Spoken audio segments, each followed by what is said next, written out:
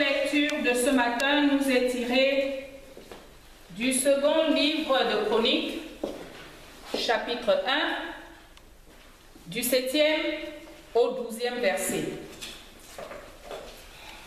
2 Chroniques, chapitre 1, du 7e au 12e verset. Il est écrit: pendant la nuit, Dieu apparut à Salomon et lui dit: demande ce que tu veux que je te donne. Salomon répondit à Dieu: tu as traité David, mon père, avec une grande bienveillance, et tu m'as fait régner à sa place. Et maintenant, Éternel Dieu, que ta promesse à David, mon père, s'accomplisse, puisque tu m'as fait régner sur un peuple nombreux comme la poussière de la terre. Accorde-moi donc de la sagesse et de l'intelligence, afin que je sache me conduire à la tête de ce peuple. Car qui pourra juger ton peuple, ce peuple si grand? Dieu dit à Salomon: puisque c'est là ce qui est dans ton cœur, puisque tu ne demandes ni richesse, ni bien, ni de la gloire, ni la mort de tes ennemis, ni même une longue vie, et que tu demandes pour toi de la sagesse et de l'intelligence, afin de juger mon peuple sur lequel je t'ai fait régner, la sagesse et l'intelligence te sont accordées. Je te donnerai en outre des richesses, des biens, de la gloire, comme n'en ait jamais eu aucun roi avant toi, et comme n'en aura aucun après toi. Amen. Si me âmes yo âme, zata de boni de mété, aliti bofi famise, si ma prova venave. Amen. Frères et sœurs dans le Seigneur, bonjour. Bonjour. Nous venons d'écouter le livre de Chroniques. J'aimerais qu'on attire notre attention sur Salomon. Qui était Salomon? Salomon était le fils de David. Salomon était le roi d'Israël. Et nous disons que Dieu vient donc trouver Salomon pendant la nuit. Quelque chose d'étrange. Les gens de cette époque-là, à ma grande surprise, et je me pose toujours la même question, je pense qu'on a déjà réfléchi dessus. Ils ont des bonnes choses dans les rêves. Nous, on a des bœufs. On a des gens qui nous poursuivent sur tout plan. Mais nous lisons dans le texte que Salomon va donc recevoir la visite de Dieu. Dieu demandait à Salomon que dis-moi ce que tu veux que je te donne. Je pense que si le Seigneur arrive là maintenant avec une telle chose, on te demande de demander ce que tu veux. Là où moi je suis là, je pense que même ce livre sera... je veux tellement écrire, je veux tellement faire la liste que quand même je veux finir, Dieu ne sera plus là. Parce que tellement ça va être long. Nous voyons, voilà la nouvelle année. On a reçu des vœux. Santé, richesse, bonheur, c'est-à-dire que les SMS deviennent illimités. Les enfants, quand tu demandes à un enfant d'écrire au Père Noël, la liste est toujours longue. Maman ne ferme pas, attends, j'ai oublié quelque chose. Mais Spiderman, il y a toujours quelque chose qu'on oublie. Mais là où je voudrais qu'on s'attarde, c'est au chapitre 10. Nous voyons que Salomon va demander deux choses au Seigneur.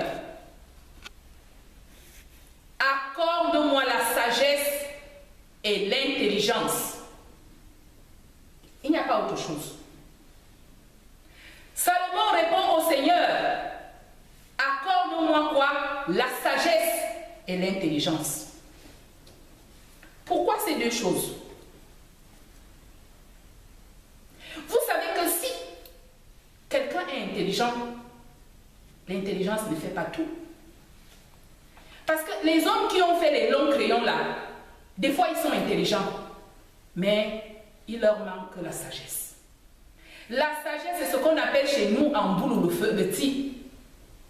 Si tu manques cette chose-là, tu n'es rien.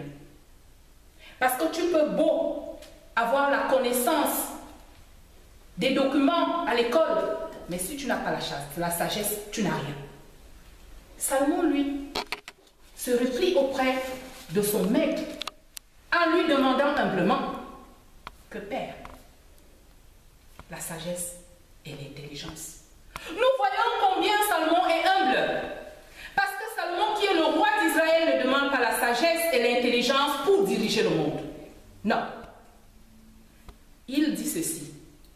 Accorde-moi la sagesse et l'intelligence afin que je puisse me conduire, afin que je puisse mieux me conduire devant ton peuple.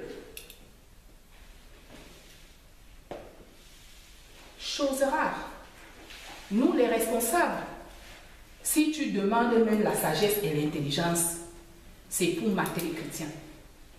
Seigneur, permets que quand je serai ancien d'église là, ceux-là même là, la personne la va voir. Mais Salomon, c'est différent. Salomon dit au Seigneur, accorde-moi donc de la sagesse et de l'intelligence afin que je sache me conduire à la tête de ton peuple. Parce qu'un roi, un chef qui se conduit bien au sein des troupeaux, c'est celui-là qui est respecté. C'est celui-là qui a tout. Mais un chef, il peut avoir la gloire, il peut avoir tout.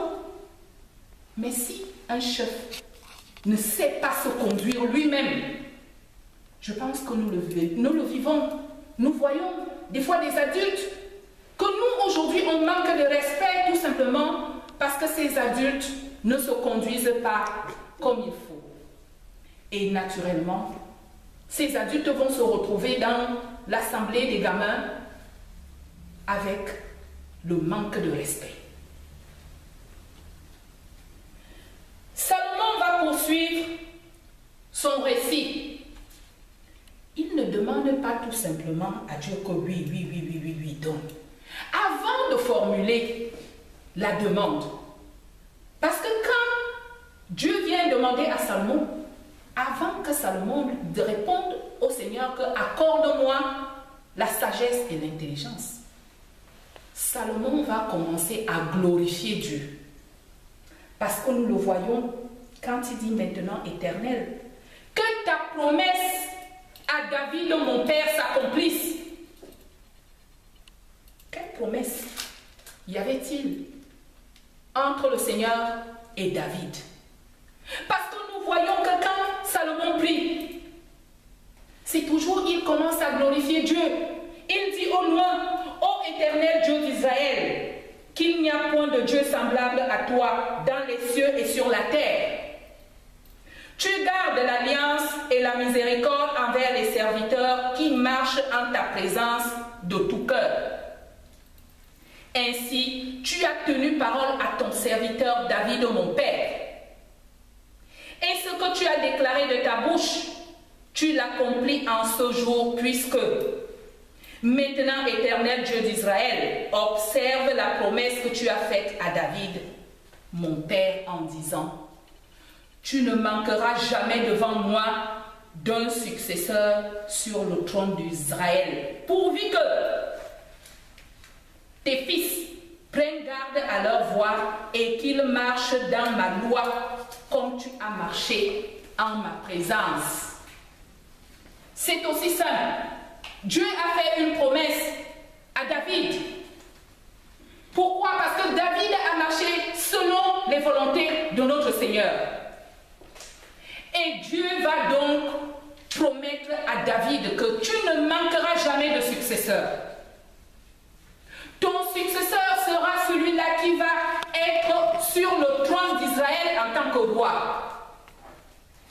Quand ce récit s'accomplit, Salomon ne commence pas à formuler les demandes. Salomon va déjà remercier le Seigneur en lui rendant grâce, en lui disant que maintenant, Père, que ce que tu as promis à mon père David s'accomplit en ce jour.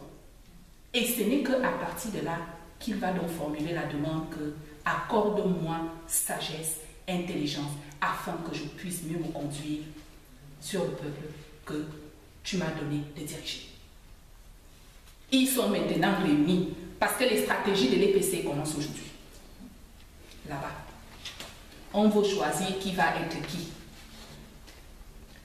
Mais est-ce que le qui va être qui va demander l'intelligence et la sagesse de mieux se conduire devant le peuple de l'EPC? On veut diriger, on veut être à la tête, mais pour être un chef, il faut être humble. Pour être un chef, il faut que l'Éternel t'accorde sa sagesse, son intelligence. Ce n'est que ces deux choses-là. Parce que quand il t'a accordé cela, parce que nous voyons que Salomon n'a pas formulé, ce n'était pas compliqué sa réponse. Il a commencé par glorifier Dieu.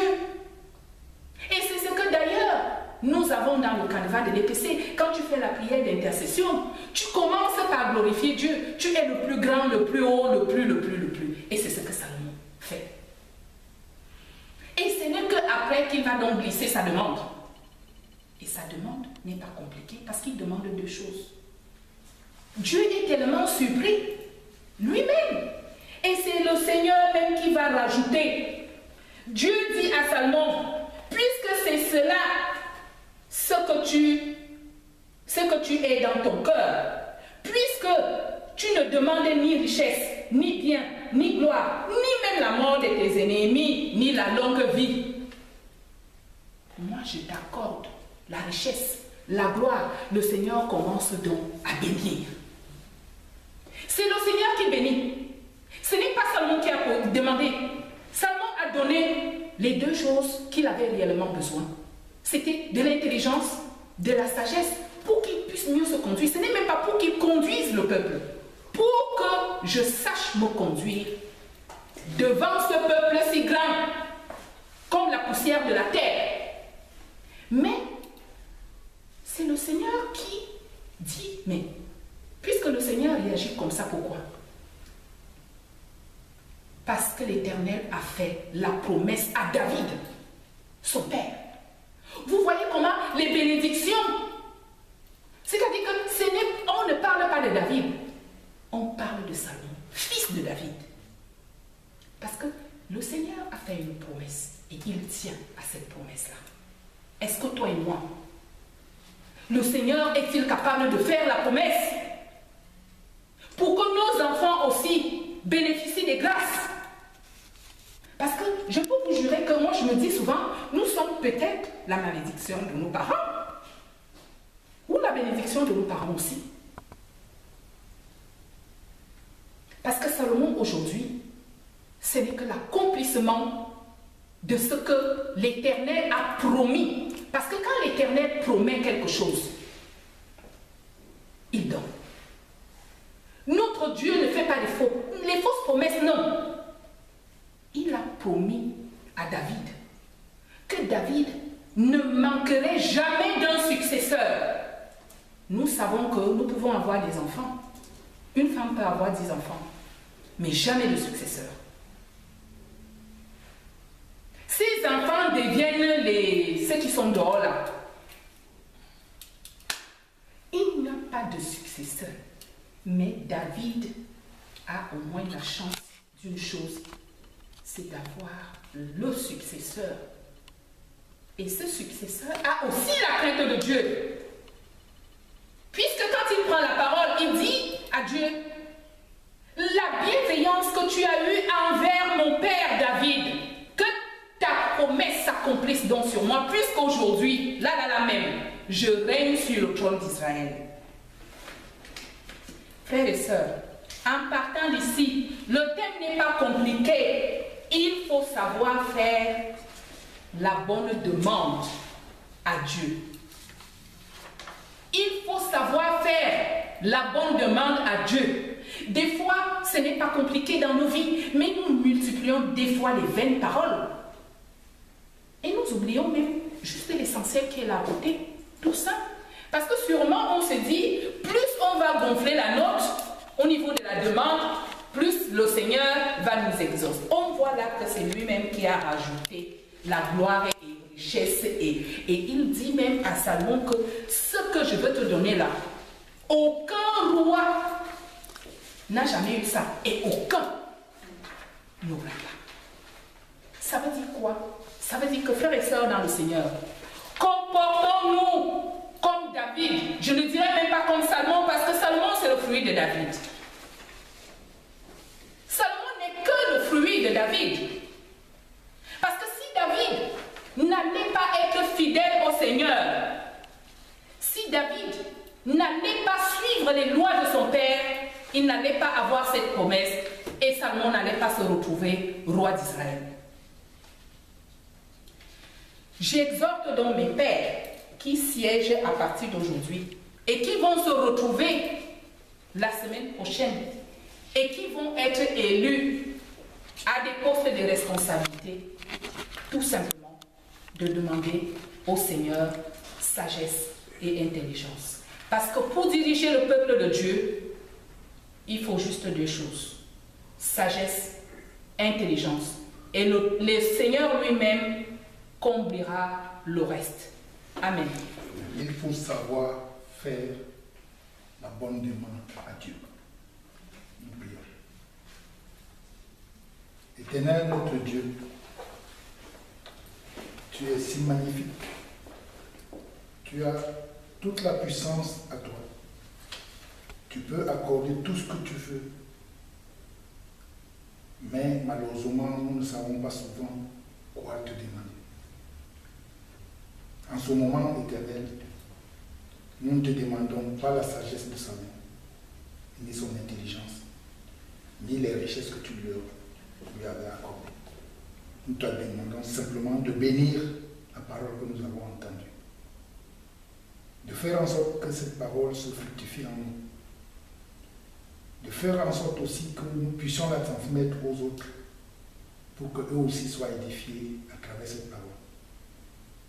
Éternel, à ta servante à qui tu as accordé la grâce ce jour de nous transmettre ce message, il ne faut pas la laisser vide.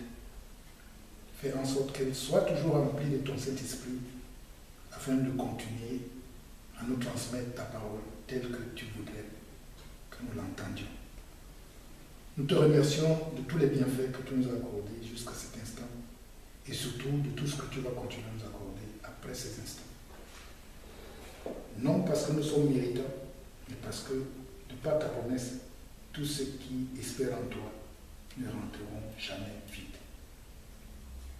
Nous t'avons prié au nom de Jésus ton Fils. Amen.